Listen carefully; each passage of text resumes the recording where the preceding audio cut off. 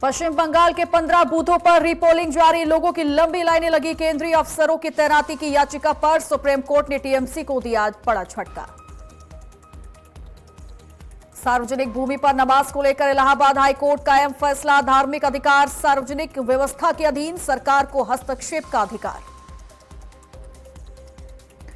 UP में 2027 जनगणना की तैयारी पूरी, 7 मई से शुरू होगा पहला चरण, 5.25 लाख कर्मचारी जनगणना में लगाए गए। जबलपुर क्रूज हादसे के बाद वाराणसी में विशेष सतर्कता, नावों और क्रूज पर सवार पर्यटकों के लिए लाइफ जैकेट पहनना अनिवार्य, न पहनने वालों पर हो रही कार्रवाई। अमेरिकी राष्ट्रपति डोनाल्ड ट्रंप ने ईरान पर बोला तीखा हमला, कहा अगर ईरान के पास परमाणु हथियार होते तो दुनिया हो जाती तबाह, किसी भी कीमत पर नहीं देंगे परमाणु हथियार।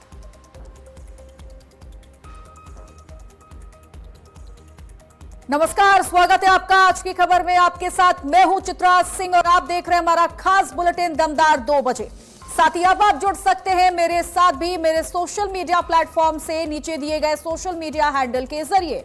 तो देखिए, खबर पश्चिम बंगाल से आ रही है, जहां आज 2 विधानसभाओं के कुल 15 मतदान केंद्रों पर पुनर्मतदान जारी है।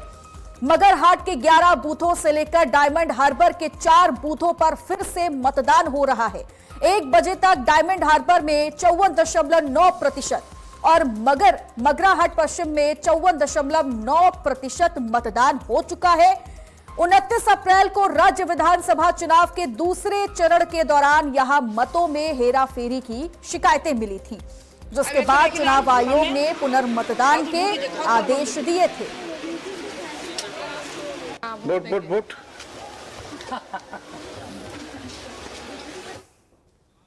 ফার্স্ট টাইম 2 বার ভোট দিয়েছি তো বেশ আনন্দ হচ্ছে। पहले बार ऐसा नहीं दिया था, फर्स्ट टाइम 2 बार वोट देना पड़ रहा है। हम लोग की उंगली में 1 निशान, आपके में 2 निशान है ना, इसलिए डबल खुशी। दिखाओ, एक एक करके दिखाओ। पहले 29 तारीख को 29 वाला ये, हाँ, और ये बोलो, मुख से बोलो। 29 वाला ये, 29 वाला है आज तो 2 तारीख 29 से वोट दिया, आज 2 तारीख से वोट दिया, शांतिपूर्ण वोट होगा। क्या कैसा लग रहा है? दो बार वोट दिया, अब ভালো लग गया, शांत शिष्ट वोट। माने जो मतदाता है, जो वोटर्स है, वो तो एक बार वोट देता है, अब 2 बार वोट देने का तो सुযোগ मिला। बोलছিলাম মেশিন খারাপ हो गया, আবার 2 बार से वोट हो गया। तो अब आपका हाथ में काली लगा क्या? हाँ। क्या 29 का कौन सा है? 30 तारीख यही काली है, 2 तारीख में। बहुत अच्छे रिस्पॉन्स है और स्मूथली चल रहा है, अभी तक कोई प्रॉब्लम रिपोर्टेड नहीं है। 29 में जितना वोटर्स वोट देने के आए थे, वो क्या लग रहा है इस बार ज्यादा हो रहा है या अभी तक 36% हो चुका है, होपफुली ज्यादा ही होगा। मतलब एक रिकॉर्ड बना था कि 91, 92, 93% वोट पिछले चरण और सेकंड चरण में, दूसरे चरण में हुआ था। क्या लग रहा है इस बूथ में भी ऐसा ही रिकॉर्ड आप लोग छू पाएंगे?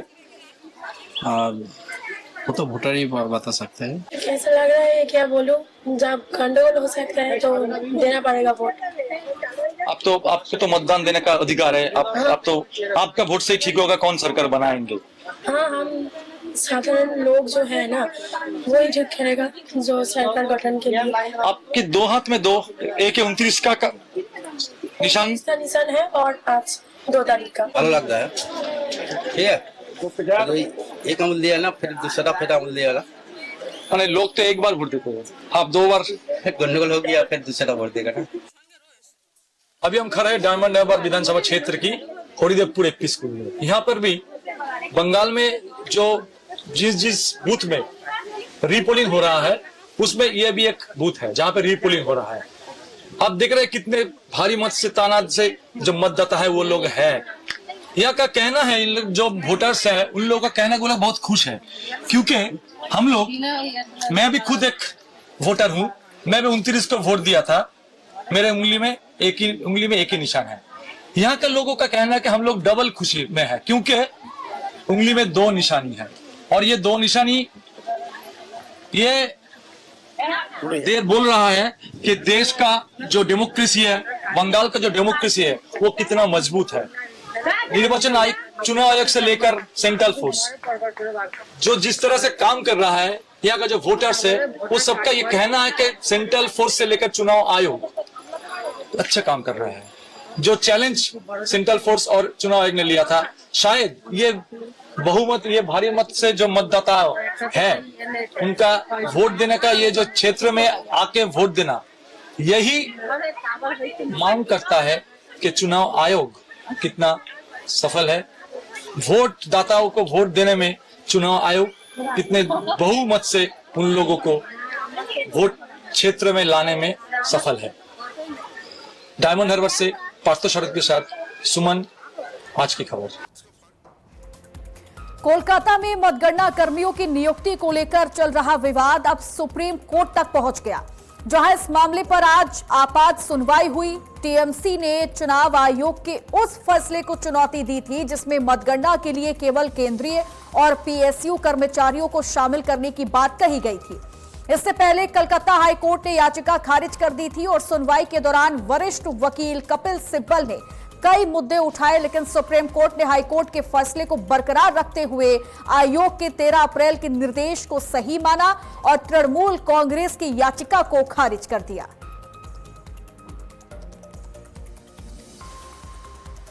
प्रयागराज स्थित इलाहाबाद हाईकोर्ट ने एक अहम फैसले में कहा है कि सार्वजनिक भूमि पर नमाज पढ़ने का अधिकार नहीं है। कोर्ट ने स्पष्ट किया कि परंपरा से अलग गतिविधियों में सरकार को हस्तक्षेप का अधिकार है और सार्वजनिक भूमि का एक तरफा उपयोग कानूनन स्वीकार्य नहीं है।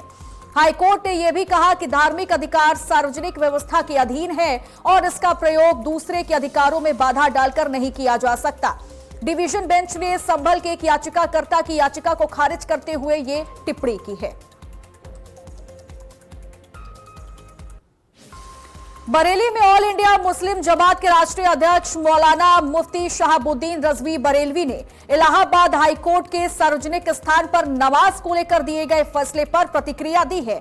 उन्होंने कहा कि ये निर्णय सही और उचित है। मौलाना ने आगे कहा कि शरीयत के अनुसार ऐसी जगहों पर नमाज नहीं पढ़नी चाहिए जहां विवाद की स्थिति बने या किसी को आपत्ति हो।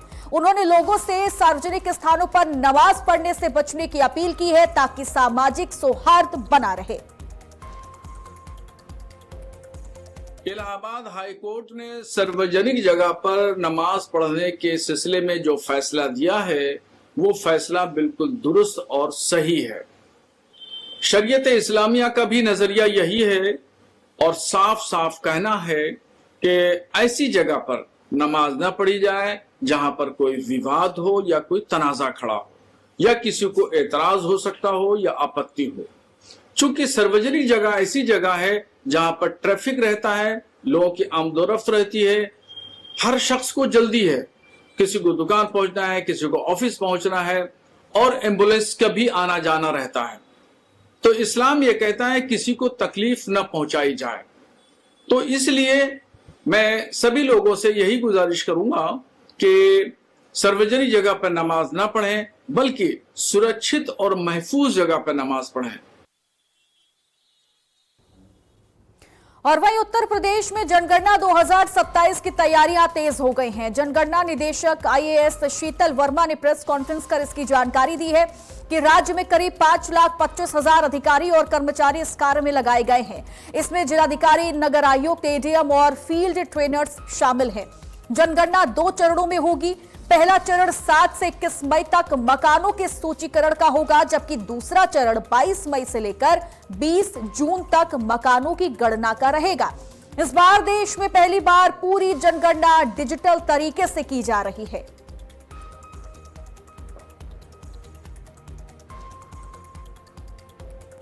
जालंधर में करप्शन केस में गिरफ्तार रहे आम आदमी पार्टी के विधायक रमन अरोड़ा को लेकर राजनीतिक हलचल तेज हो गई है। जानकारी के मुताबिक ट्रस्ट वोट में वोटिंग के चलते उनकी सुरक्षा व्यवस्था एक बार फिर बहाल कर दी गई।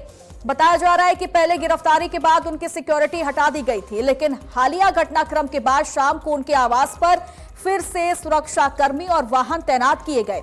इस फैसले को लेकर राजनीतिक गलियारों में चर्चा तेज हो गई है।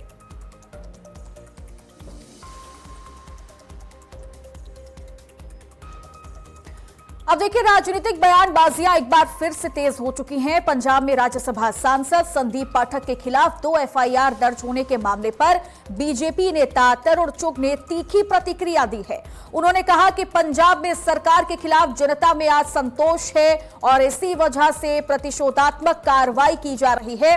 साथ ही उन्होंने यह भी दावा किया कि पश्चिम बंगाल में ममता बनर्जी पर भी जनता का भरोसा कम हो रहा है और आगामी चुनावों में राजनीतिक बदलाव देखने को मिलेगा।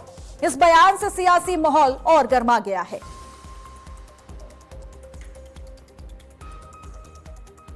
दुर्भाग्यपूर्ण है, पंजाब की भगवंत मान की सरकार बदली, बदला और बदलाखोरी पर काम कर रही।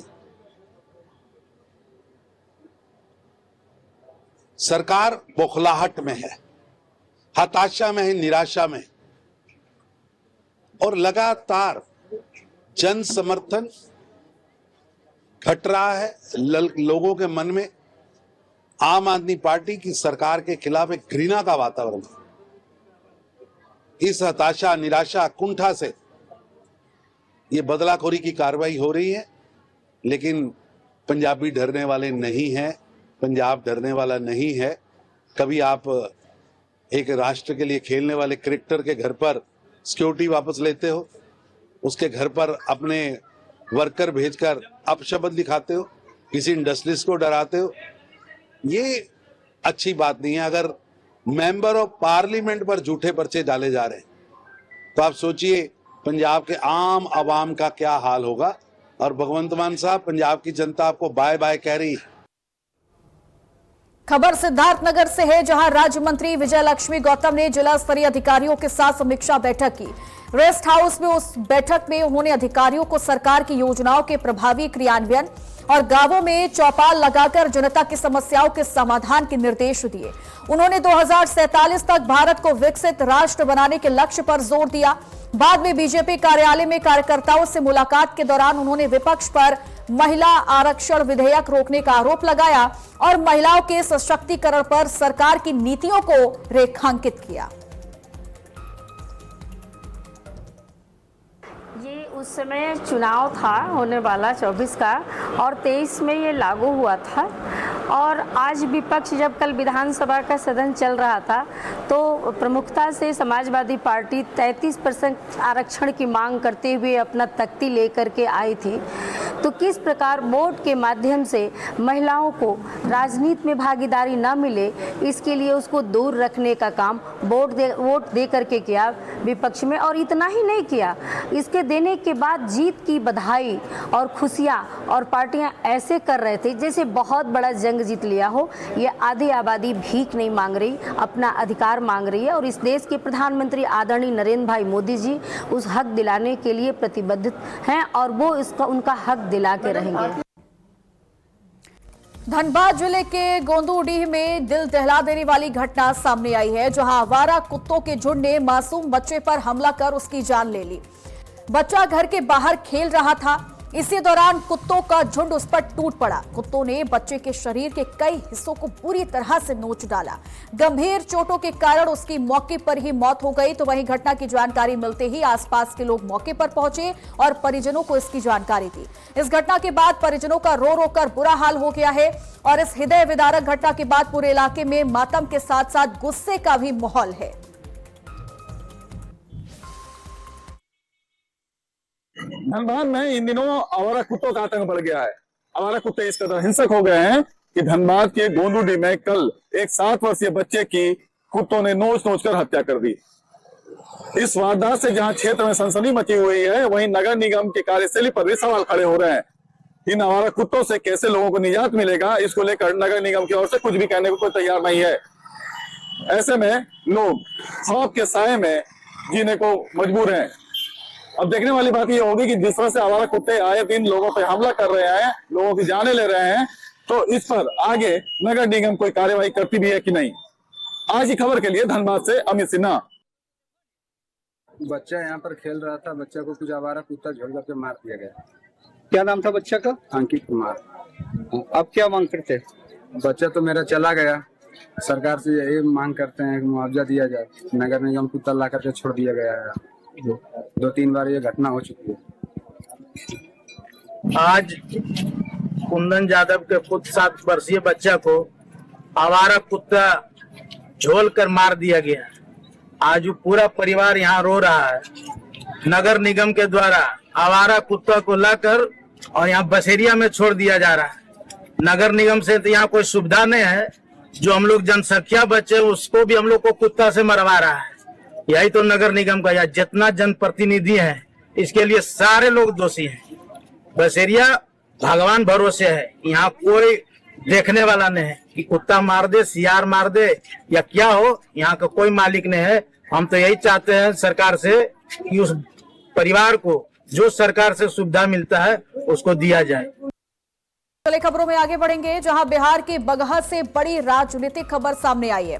जेडीयू नेता निशांत कुमार 3 मई से अपनी सद्भाव यात्रा की शुरुआत वाल्मीकि नगर से करने जा रहे हैं। ये यात्रा उनकी राजनीतिक पारी की शुरुआत है। जेडीयू सांसद सुनील कुमार के नेतृत्व में कार्यकर्ता सम्मेलन आयोजित कर यात्रा को सफल बनाने की रणनीति तैयार की गई। इस दौरान उनके भव्य स्वागत का निर्णय लिया गया। बताया जा रहा है कि निशांत कुमार चंपारण के कई क्षेत्रों का दौरा कर कार्यकर्ताओं और जनता से संवाद भी करने वाले हैं।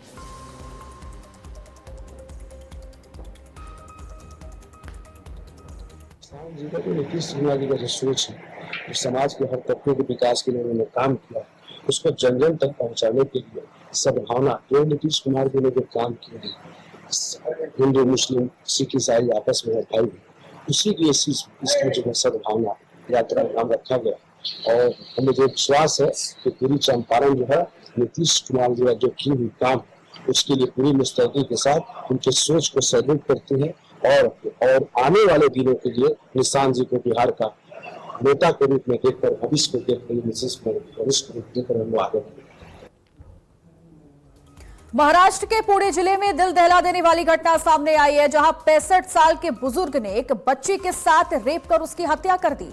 घटना की जानकारी पर पहुंची पुलिस ने शव को पोस्टमार्टम के लिए भेजा। फिलहाल पुलिस मामले की जांच कर रही है और इस घटना के विरोध में लोगों ने प्रदर्शन करना भी शुरू कर दिया है।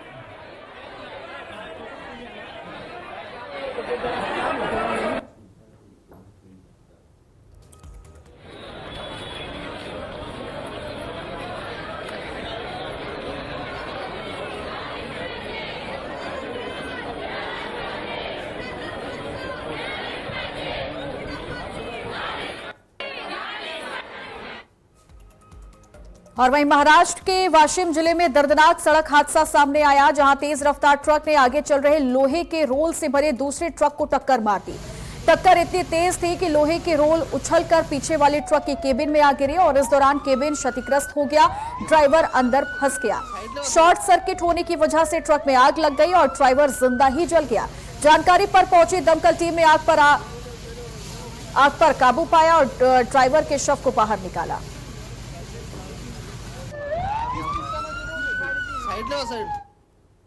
समृद्धि महामार्ग पर हुआ बड़ा हादसा। ट्रक में आग लगने से चालक की झुलस के हुई मौत।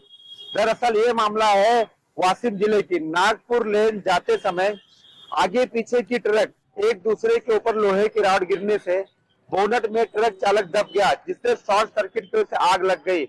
उस आग लगने से ट्रक चालक की जगह पे ही सुलझ के मौत हो गई। जानकारी मिलने के बाद फायर विभाग के अधिकारी कर्मचारी मौके पर पहुंचकर आग बुझाने का प्रयास जारी किया। बसंत अग्रारी, आज की खबर, महाराष्ट्र।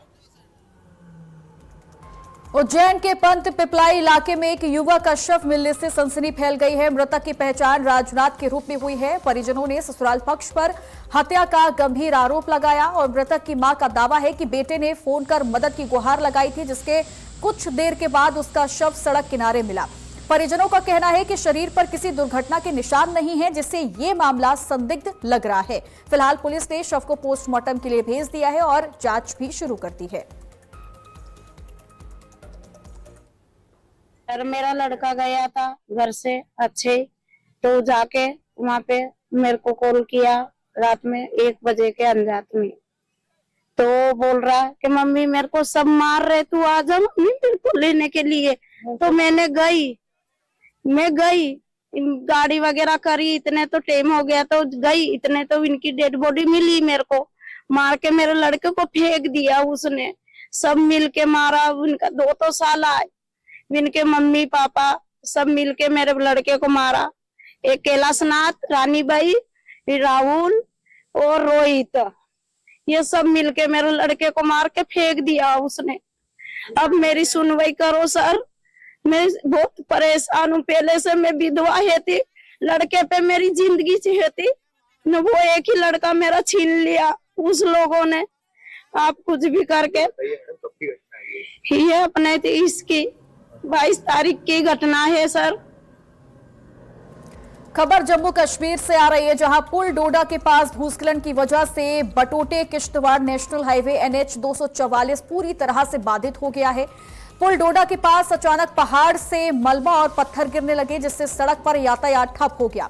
इस घटना का वीडियो सामने आया है, जिसमें सड़क पर भारी मलबा फैला हुआ दिखाई दे रहा है। प्रशासन की टीम मौके पर पहुंचकर सड़क को खोलने का काम कर रही है, लेकिन लगातार मलबा गिरने से राहत कार्य में दिक्कत आ रही है। सहरसा के सदर थाना क्षेत्र भेड़दारी इलाके में एक सनसनीखेज मामला सामने आया, जहां शादी समारोह में शामिल होने आई एक महिला के साथ दुष्कर्म के प्रयास का आरोप लगा। बताया जा रहा है कि सुबह टहलने के दौरान एक युवक ने महिला को सुनसान जगह पर पकड़कर दुर्व्यवहार किया और महिला के शोर मचाने पर ग्रामीण मौके पर पहुंचे और आरोपी को घेर लिया। जानकारी मिलने पर पुलिस ने मौके पर पहुंचकर आरोपी को हिरासत में ले लिया है। SDPO आलोक कुमार ने बताया कि मामले में आगे की कानूनी कार्रवाई लगातार की जा रही है। सदर थानाध्यक्ष को एक सूचना मिली कि एक महिला के साथ दुष्कर्म की बात सामने आई है। सदर थानाध्यक्ष द्वारा अपनी टीम को भेजा गया और मेरे द्वारा भी घटनास्थल का निरीक्षण किया गया। जो बात सामने आई है, एक महिला जो कि महिषी थाना क्षेत्र की है, अपने भाई के शादी में, भाई के बेटा के शादी में यहाँ आई हुई थी और सबके शादी में चले गए थे सभी पुरुष, और वो सवेरे 4 बजे टहलने निकली थी। इसी क्रम में उसके साथ एक व्यक्ति जो कि बगल में ही रहते हैं, उसके साथ दुष्कर्म का प्रयास किया गया है। आरोपी को हम लोगों ने डिटेन कर लिया है और पुलिस अभी आवेदन अप्राप्त है, पुलिस आगे कार्रवाई कर रही है। और इन्हीं खबरों के साथ हमारे इस खास बुलेटिन में इतना ही। साथ ही अब आप जुड़ सकते हैं मेरे साथ भी मेरे सोशल मीडिया प्लेटफॉर्म से, नीचे दिए गए सोशल मीडिया हैंडल के जरिए। नमस्कार।